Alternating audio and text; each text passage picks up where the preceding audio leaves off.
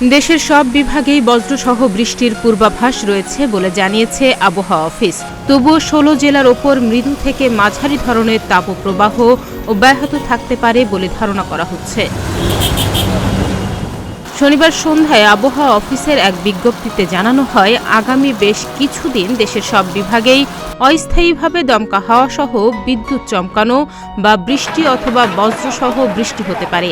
তবুও শনিবার সন্ধ্যা ৬টা থেকে পরবর্তী ২৪ ঘণ্টায় রাজশাহী বিভাগের ৮ জেলা এবং টাঙ্গাইল, ফরিদপুর, গোপালগঞ্জ, মানিকগঞ্জ, মৌলভীবাজার, খুলনা, যশোর ও চুয়াডাঙ্গা জেলার ওপর দিয়ে বয়ে যাওয়া মৃদু থেকে মাঝারি ধরনের তাপপ্রবাহ অব্যাহত থাকতে পারে।